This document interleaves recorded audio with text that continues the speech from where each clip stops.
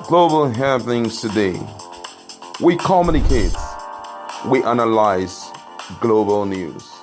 Stay tuned. Hello, beautiful people. Welcome back to Global Happenings Today YouTube channel. After the elections proper and Peter Obi did not get the mandate and he was insisting that he would get back his stolen mandate, quote unquote, some Labour Party chieftains, some of them who actually have gotten their seat and position. The first few times appeared in court. Subsequently, they started going their usual way. After all, finally, they were able to, with the authority of obedience, move and wave.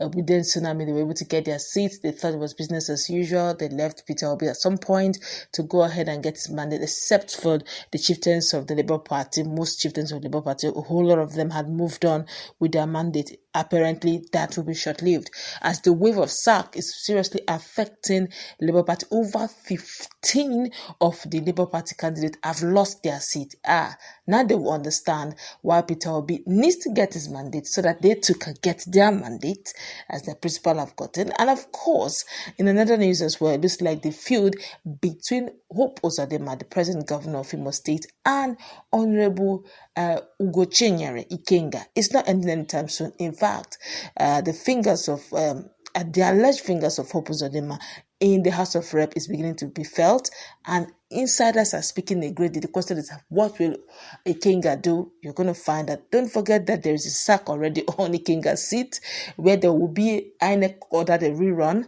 that was held in Nasarawa on Sunday. The ruling held in Nasarawa on Sunday, where they instructed INEC to have a rerun within 90 days, of which Ikenga will not be in the ballot. Of course, we've got the full details on that. Check our playlist. But the question is, what is going on in the House? This time around, they're pushing it into the House concerning Ikenga. But before we go into the newspaper to find out, to wrap all this very juicy news into one, like, subscribe to our channel by clicking on the red subscribe button. Beside it, you save by notification icon. Please go ahead, click on it to get notified as soon as you update our channel on YouTube. Now, let's quickly hit the ground running. Now, Uzodima is a candidate for the Federal House of Representatives in 2023. Posted a tweet on response to the court decision about the presidential election petition called PEPC and how it has affected Labour Party members. Now, he continued by stating that the Tribunal has dismissed over 15 elected members of the Labour Party candidate, and that this has sparked internet outrage. In a recent tweet, Uzodima also expressed his misgivings online, claiming that he believes the Tribunal's goal is to destroy the Labour Party. Now, in his tweet, and I quote him, "I suspect there's an agenda to crush Labour Party. So far, over 15 elected Labour Party candidates have been sacked by the Tribunal and over party membership or party nomination process." Now, that thing that Apapa and Arambabi have been doing is now affecting all and sundry. It's no longer a Peter Obi thing now. It's now everybody.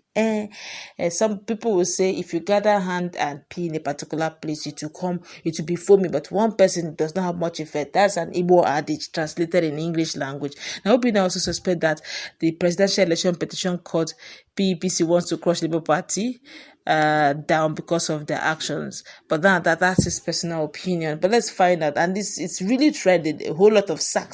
Even the one that Labour Party, the one that the one in Lagos House of Rep, State House of Rep member, the one in Lagos where Banky W lost, that particular seat also have been nullified.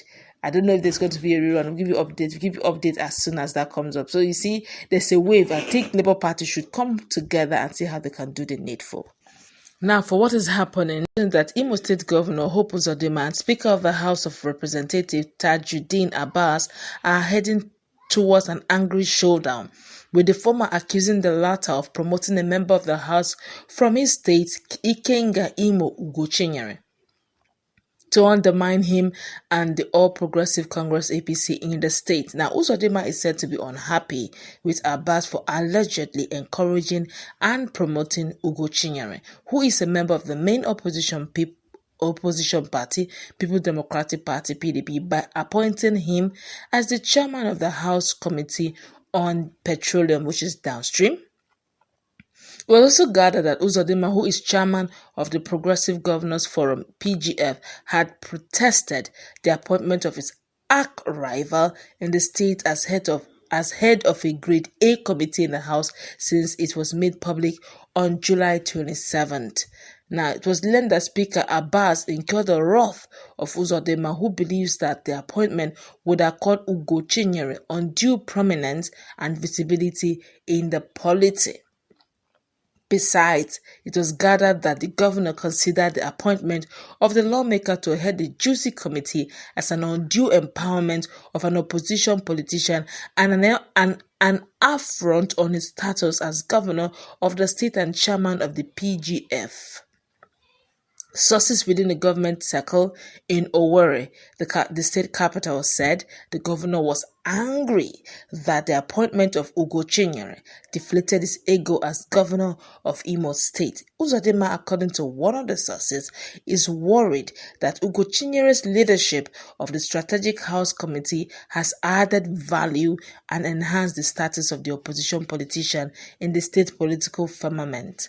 Now, our sources, a top government official, said Uzodima's fears about the perceived undue patronage of Ugochinyere at the federal level was further accentuated by the appointment of his arch-rival as Director General of the PDP's Gubernatorial Election Campaign Council in the state. Now, it was also gathered that the governor was inked when the PDP's governorship candidate in the November election, Senator Samuel Anyanwu, announced Ugochinyere as the Director General of his campaign council. The source said his principal felt that an undue patronage and empowerment of the opposition element, especially someone of Ugochinyere's political standing, by the federal authorities could be detrimental to his own re-election bid and fortunes of the ruling party in the forthcoming election in the state. Though the election of the Ugochinyere was later voided by the Election Petition Tribunal sitting in Nasarawa State, the lawmaker has indicated his resolve to challenge the ruling at the appellate court. Now, Ugochinyere remains a member of the House until his fate is determined by the appellate court. Now, it was also gathered that Uzodima had made futile attempts to persuade Abbas to rescind the appointment, but the House Speaker was reported to have rebuffed the embattled governor. Now, it was also gathered that already Uzodima has dragged Abbas before President Bola Ahmed Tinubu over the contentious issue. The warring duo are expected to be invited by the president for a possible truce upon his return from foreign trip. One of the sources who craved anonymity said the governor of Imo State, Senator Hope Uzodima, and the Speaker of the House of Representative Mr. Tajuddin Abbas are in for a serious fight, which has been brought to the attention of the presidency. The governor is unhappy that Mr. Speaker appointed a cantankerous politician from the state, Ugochinyere, as chairman of House Committee on Petroleum Downstream. To the governor, this is not a wise decision to take by the speaker. How can an astute opposition element in Imo State like Ikenga be given such a strategic appointment in the House? This is an election period, and the House is patronizing an opposition politician from the state so that they can have the impetus and the resource to fight us. This is the same Ikenga who has been rubbishing the governor and saying all kinds of nonsense about our party, APC, and he is the same person they are patronizing with this juicy job by a top-ranking official of an APC government. This is unfair and insensitive. How do we grow as a party this way? He asked. They are giving positions meant for APC members to the opposition lawmakers to worsen the situation. The person the Mr. Speaker is patronizing in Imo State has now been appointed as DG of the Governorship Election Campaign Council of the main opposition party, PDP. Another reliable source in the Uzodima cabinet lamented that the appointment has given Ugochinyere undeserved prominence and visibility in the state. He lamented that Abbas ignored pleas by Uzodima to rescind the appointment of the outspoken politician. The source further hinted that the adamant posture of the presiding officer of the House forced the governor to cry to the president. The governor has been appealed to the speaker to withdraw the appointment of Imo Ugochinyere as chairman of the Petroleum Committee since it was made public in July 27, but he called the governor's bluff. How can Mr. Speaker humiliate the chairman of PGF this way? This situation has compelled the governor to bring the development to the attention of Mr. President. We expected the president to call the speaker to order when he returned from his foreign trip. Uzodima must be removed and his ego must be deflated. Continuous patronage of the opposition element by our leaders at the national level is an attempt to kill the party, added the source who craved anonymity. Now, Uzodima's chief press secretary, Ugoweke Nwachukwu, is in a chat, said his boss was not prepared to glorify Uzodima by engaging in a discussion concerning the lawmaker.